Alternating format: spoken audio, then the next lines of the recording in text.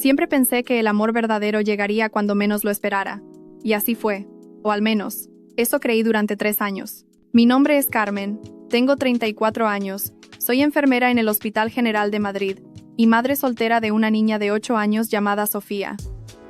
Mi vida nunca fue fácil, pero tampoco me quejaba. Trabajaba turnos dobles para pagar el alquiler de nuestro pequeño apartamento. Y cada noche, al ver dormir a mi hija, sentía que todo valía la pena. Hace 3 años conocí a Ricardo en la cafetería del hospital. Él trabajaba como técnico de mantenimiento. Era amable, atento y, sobre todo, paciente con Sofía. Después de tantos años sola, criando a mi hija sin ayuda de nadie, encontrar a alguien que nos aceptara a las dos me pareció un milagro. Ricardo se mudó con nosotras hace 1 año. El apartamento era pequeño, pero éramos felices. O eso pensaba yo. Todo cambió hace 2 meses cuando recibí la llamada de un notario. Mi tía Beatriz, la hermana de mi madre que vivía en Barcelona, había fallecido. Nunca fuimos muy cercanas, pero ella no tenía hijos, y yo era su única sobrina. Me dejó todo: su apartamento de 150 metros cuadrados en el barrio de Salamanca, sus ahorros y algunas inversiones. De la noche a la mañana, pasé de vivir en un piso de 50 metros cuadrados a ser propietaria de un hogar que valía más de $500,000. Ricardo se puso contentísimo. Amor, esto es increíble.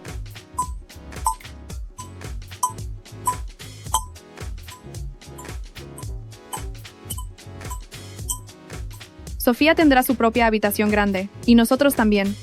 Podemos empezar de nuevo. Su entusiasmo me contagió. Comenzamos a planear la mudanza, a hablar del futuro. Una noche, mientras cenábamos, me dijo: Carmen, llevamos 3 años juntos. Ya vivimos juntos. Somos una familia. ¿No crees que sería justo que pusieras mi nombre también en el apartamento? Así será verdaderamente nuestro. Me tomó por sorpresa. Yo quería que Sofía tuviera seguridad económica para siempre. Ese apartamento era su futuro. Pero tampoco quería parecer desconfiada o egoísta. Déjame pensarlo, Ricardo. Es una decisión importante. Él asintió, pero noté algo en sus ojos. ¿Decepción? ¿Molestia? No estaba segura. Pasaron 2 semanas. Ricardo insistía cada vez más. Mi amor, si me amas de verdad, ¿por qué dudas? Yo te he demostrado que estoy aquí para ti y para Sofía. ¿No confías en mí? Sus palabras me hacían sentir culpable. Tal vez estaba siendo injusta. Finalmente cedí. Está bien, Ricardo. Hablaré con el notario la próxima semana para agregar tu nombre a la escritura. Esa noche, él me abrazó fuerte. No te arrepentirás, Carmen, te lo prometo. Y yo le creí. El día antes de la cita con el notario, sucedió algo que cambiaría todo. Era viernes por la noche. Sofía dormía en su habitación, y yo estaba en la cocina preparando té cuando escuché que el teléfono de Ricardo sonaba. Él estaba en la ducha. La pantalla se iluminó y vi el nombre: Mónica, su hermana menor. No era mi intención espiar, pero la llamada insistía. Pensé que podría ser urgente, así que contesté. ¿Ricardo?, preguntó una voz femenina que reconocí como la de Mónica. No, soy Carmen. Ricardo está en la ducha. ¿Pasa algo? Hubo un silencio breve. Luego ella dijo: Ah, Carmen. No, nada importante. Que me llame cuando pueda. Y colgó. Algo en su tono me inquietó. No sonaba natural. Dejé el teléfono donde estaba y volví a la cocina. Pero mi mente no paraba de darle vueltas. 15 minutos después, Ricardo salió de la ducha y vio que tenía una llamada perdida de su hermana. Voy a llamarla rápido, dijo, y salió al balcón. No sé qué me impulsó a acercarme a la puerta del balcón. Quizás fue el instinto. Esa voz interior que nos advierte cuando algo no está bien. La puerta estaba entreabierta, y aunque él hablaba en voz baja, el silencio de la noche hacía que pudiera escucharlo. Sí, Mónica, mañana firmo los papeles. ¿Qué te preocupa?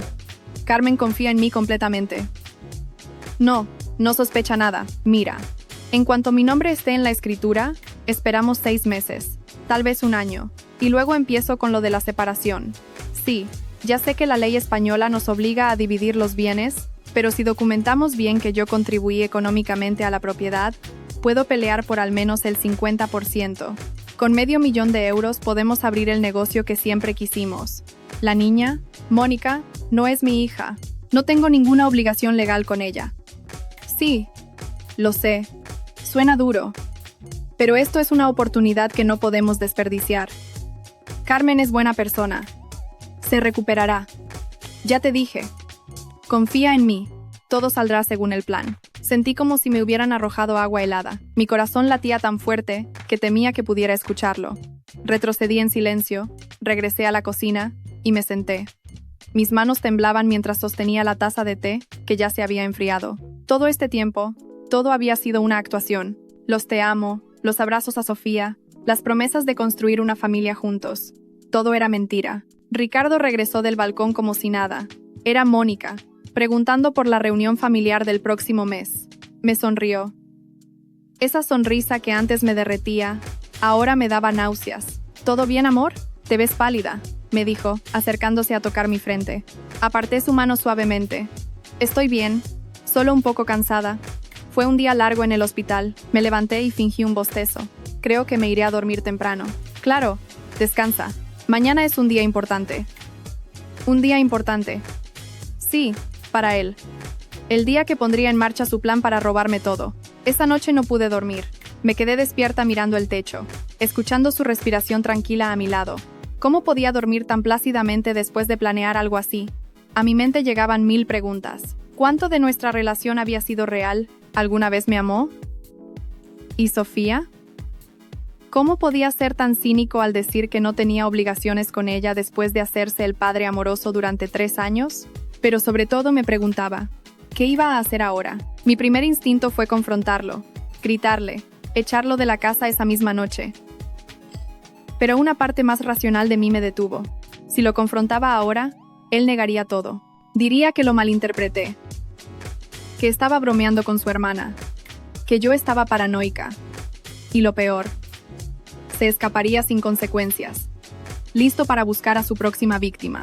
No, si él había planeado esto cuidadosamente, yo también podía hacerlo. A las 4 de la mañana, cuando estaba segura de que dormía profundamente, me levanté y fui a la sala. Abrí mi laptop y comencé a investigar. Leyes de propiedad en España, derechos en convivencias de hecho, cómo proteger mis bienes. Leí artículos legales hasta que me dolieron los ojos. Y luego, formé un plan. Al día siguiente era sábado. Le dije a Ricardo que había decidido posponer la cita con el notario. Quiero que primero nos mudemos al nuevo apartamento, que nos instalemos, y luego con calma arreglamos los papeles. ¿Está bien para ti? Vi un destello de frustración en su rostro, pero rápidamente lo disimuló. Claro, amor. Lo que tú digas. Total. Lo importante es que estamos juntos, ¿verdad? Qué bien mentía, ¿verdad? Respondí forzando una sonrisa. Durante las siguientes semanas, actué como si nada hubiera pasado. Fue la actuación más difícil de mi vida. Cada vez que me besaba, cada vez que me decía te amo, cada vez que abrazaba a Sofía y le decía te quiero, princesa, tenía que morderme la lengua para no gritarle la verdad. Pero me mantuve firme. Si él podía actuar, yo también. Mientras tanto, tomé medidas. Primero, contraté a un abogado especializado en derecho familiar y propiedades. Le conté todo. La herencia. La convivencia con Ricardo. La conversación que escuché. Señora García, me dijo el abogado, un hombre de unos 50 años llamado Fernando Ruiz, hizo bien en no agregar su nombre a la propiedad. En España, aunque sea convivencia de hecho, si él demuestra contribuciones económicas significativas a la propiedad, podría reclamar una parte en caso de separación. Pero como la herencia es previa a que él hiciera cualquier supuesta contribución, y usted aún no lo ha registrado en la escritura, está protegida. ¿Qué sugiere que haga? Pregunté. Documente todo. Cada transferencia bancaria, cada gasto del hogar. Demuestre que usted es quien paga todo. Y si él intenta algo más adelante, tendremos evidencia sólida. También hice algo más. Instalé cámaras de seguridad en el nuevo apartamento. Eran legales porque era mi propiedad, y las coloqué en áreas comunes. La sala, la cocina, la entrada. Le dije a Ricardo que era por seguridad del barrio. Él no objetó. Nos mudamos al apartamento nuevo en octubre. Sofía estaba emocionadísima con su habitación grande, con el parque cercano, con todo. Y yo moría por dentro cada vez que la veía sonreír junto a Ricardo, sabiendo que él no sentía nada real por ella. Ricardo comenzó a presionar de nuevo sobre los papeles. Carmen, ya llevamos un mes aquí. ¿Cuándo vamos al notario? Esta vez, fui más específica. Pronto, amor. Solo quiero asegurarme de entender bien todos los trámites legales. Es mucha responsabilidad. Él se ponía cada vez más ansioso. Hubo momentos en que casi perdía la paciencia conmigo, pero se controlaba. Supongo que no quería arruinar su plan estando tan cerca de la meta. En noviembre, Sucedió lo que estaba esperando. Una noche, después de acostar a Sofía, Ricardo se sentó frente a mí con expresión seria.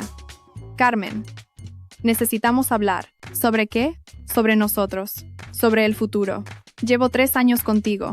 He sido un padre para Sofía. He contribuido a este hogar, pero siento que no confías en mí. Si realmente me amaras, no dudarías en poner mi nombre en el apartamento. Me hace sentir como si fuera solo un invitado en mi propia casa. Qué irónico. Él, que planeaba robarme, me acusaba de desconfianza. No es eso, Ricardo. Solo quiero hacer las cosas bien. Las cosas bien sería reconocer que somos una pareja.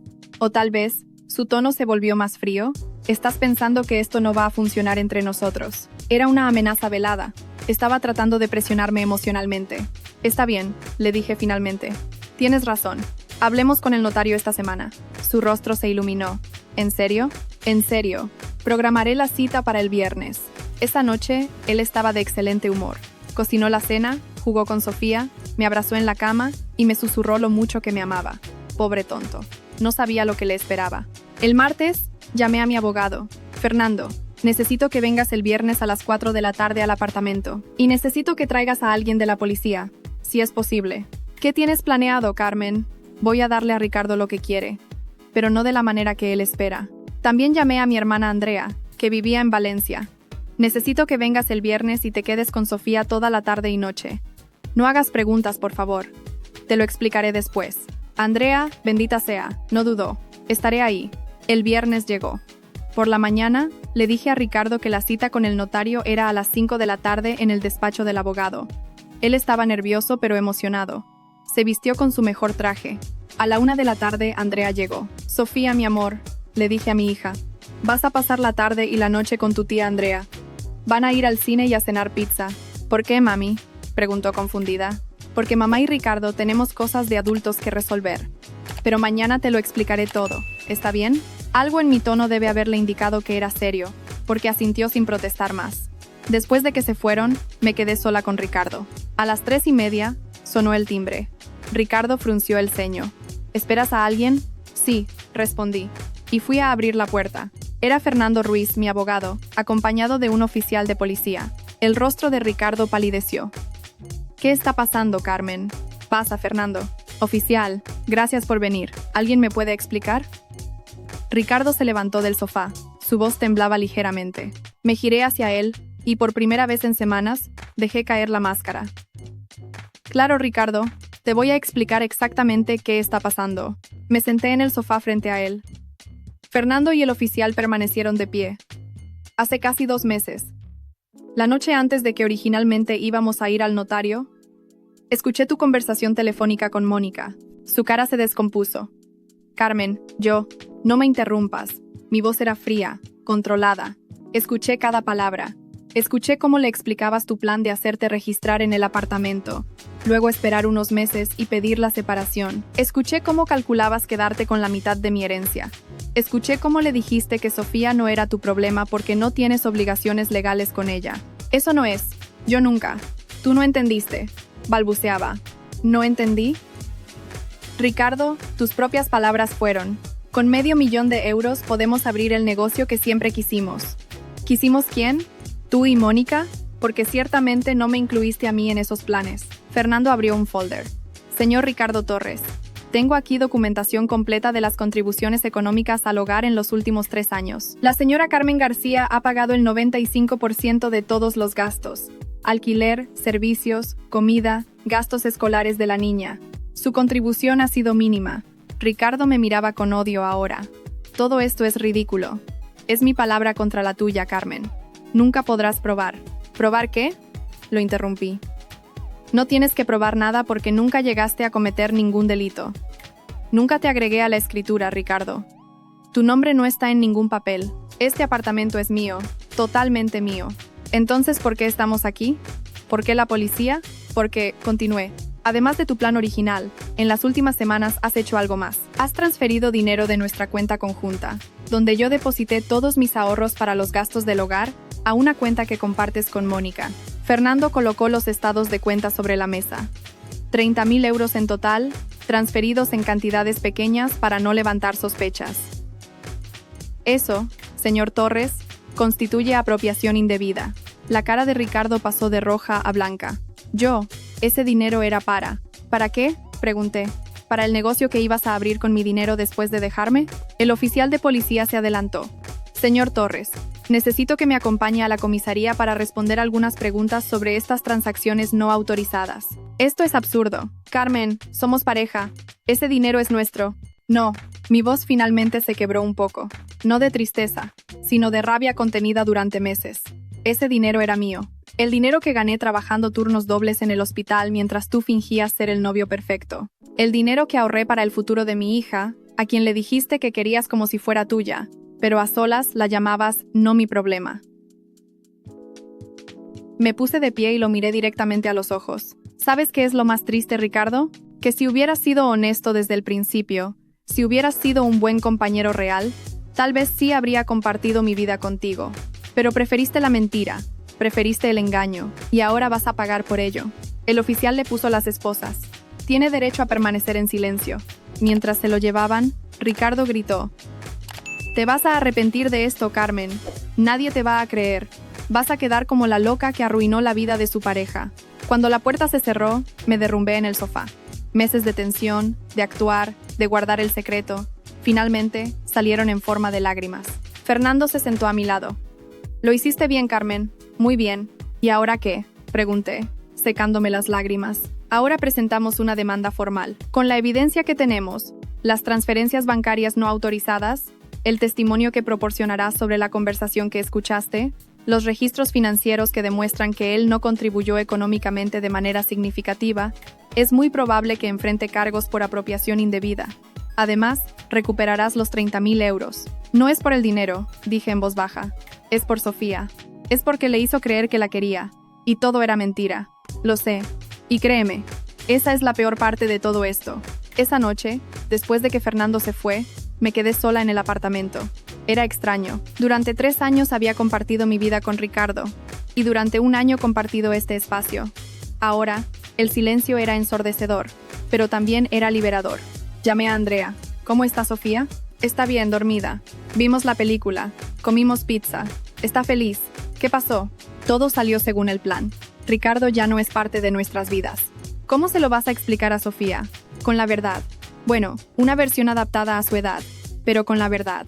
Al día siguiente, sábado por la mañana, Andrea trajo a Sofía de vuelta. Mi niña entró corriendo. «Mami, ¿dónde está Ricardo?». Me arrodillé a su nivel. «Cariño, siéntate conmigo. Tenemos que hablar de algo importante». Sus ojitos se llenaron de preocupación. «¿Qué pasa?». «Ricardo ya no va a vivir con nosotras. Él y yo decidimos que es mejor así». «¿Por qué? ¿Hice algo malo?». Mi corazón se rompió. «No, mi amor. Tú no hiciste nada malo. A veces los adultos simplemente no pueden seguir juntos. Pero esto no tiene nada que ver contigo». «¿Lo voy a volver a ver?». Pensé en cómo responder. «No, cariño. Y sé que es difícil, pero a veces las personas no son quienes creemos que son. Ricardo no era la persona buena que pensábamos». Sofía procesó esto en silencio. «Un poco», admití. «Pero sobre todo estoy aliviada, porque ahora somos solo tú y yo de nuevo, y vamos a estar bien. Siempre hemos estado bien juntas, ¿verdad?». Ella asintió y me abrazó fuerte. «Te quiero, mami. Yo también te quiero, mi vida. Más que a nada en el mundo». Los siguientes meses fueron difíciles pero también sanadores. Mónica, la hermana de Ricardo, intentó contactarme varias veces, primero con amenazas, luego con súplicas de que retirara los cargos. No le respondí nunca. Fernando manejó todo. Ricardo fue procesado por apropiación indebida. Al final, llegamos a un acuerdo. Él devolvió los 30.000 euros, más los intereses legales, y a cambio, no lo demandé penalmente. No fui vengativa. Simplemente quería recuperar lo mío y que se fuera de mi vida. Lo más difícil fue explicarle la situación a mis compañeros de trabajo y amigos. Muchos no podían creer que Ricardo fuera capaz de algo así. «Pero parecía tan enamorado de ti», decían.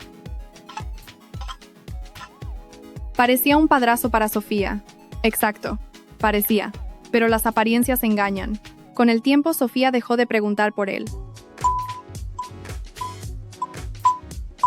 Los niños son más resilientes de lo que pensamos. Empezó a involucrarse más en actividades escolares, hizo nuevos amigos en el barrio, y yo volví a ser yo misma. Una noche, Unos 6 meses después de todo, estaba preparando la cena cuando Sofía me preguntó de la nada: «Mami, ¿vas a tener otro novio algún día?» Me reí. «No lo sé, cariño. Tal vez algún día. O tal vez no. Pero lo que sí sé es que si alguna vez llega alguien a nuestras vidas, va a ser alguien que nos ame a las dos de verdad. No alguien que finja. ¿Cómo vas a saber la diferencia?» Buena pregunta. Supongo que voy a estar más atenta. Voy a confiar en mi instinto. Y sobre todo, voy a recordar que el amor verdadero no te pide que seas ingenua. Ahora, cuando miro hacia atrás, no me arrepiento de nada. Sí, me dolió. Sí, me sentí traicionada. Sí, hubo noches en las que lloré por la pérdida de lo que pensé que teníamos. Pero también aprendí algo valioso, que la fuerza no está solo en enfrentar los problemas cuando suceden, sino en manejarlos con inteligencia. El apartamento que heredé de mi tía Beatriz ya no es solo una propiedad, es nuestro hogar. El hogar que Sofía y yo construimos juntas, sin mentiras, sin engaños, y cada noche, cuando la arropo y le doy un beso de buenas noches en su habitación grande, le agradezco en silencio a mi tía no solo por la herencia material, sino por darme la oportunidad de comenzar de nuevo.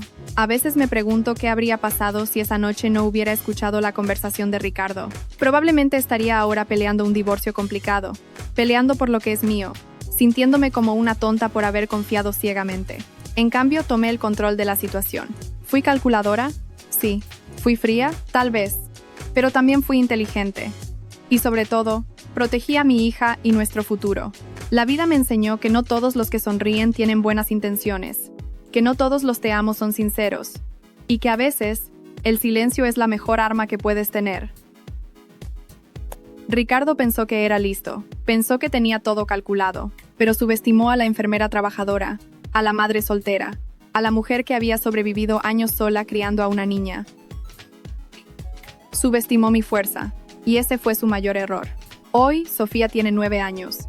Está en 4º grado, le va excelente en la escuela. Hacemos viajes las dos solas, vemos películas los viernes por la noche, cocinamos juntas los domingos, y cuando ella me pregunta sobre las relaciones, sobre el amor, le digo la verdad, que el amor real no necesita mentiras, que las personas buenas no te manipulan, y que siempre hay que confiar en ese instinto que nos dice cuando algo no está bien. Mi vida no es perfecta. Sigo trabajando turnos largos en el hospital, sigo teniendo días difíciles, pero duermo tranquila por las noches, sabiendo que tomé las decisiones correctas, que protegí lo que es nuestro, y que le enseñé a mi hija una lección invaluable, que las mujeres no somos víctimas pasivas de las circunstancias, somos creadoras de nuestro propio destino. Y si Ricardo está leyendo esto, si de alguna manera estas palabras llegan a él, quiero que sepa algo, no te guardo rencor. De hecho, te agradezco, porque me enseñaste a no volver a ser ingenua, a valorar mi propio juicio, y a entender que estar sola es infinitamente mejor que estar con alguien que solo te ve como un medio para alcanzar sus propios fines. A todas las mujeres que están leyendo esto, que están pasando por algo similar, o que tienen esa vocecita en su cabeza que les dice que algo no está bien en su relación, les digo, confíen en esa voz, investiguen, protejan lo suyo, no por desconfianza, sino por amor propio, porque tu seguridad y la de tus hijos es más importante que quedar bien con alguien que quizás no se lo merece. La vida continúa. Y continuará siendo buena, porque yo decido que así sea.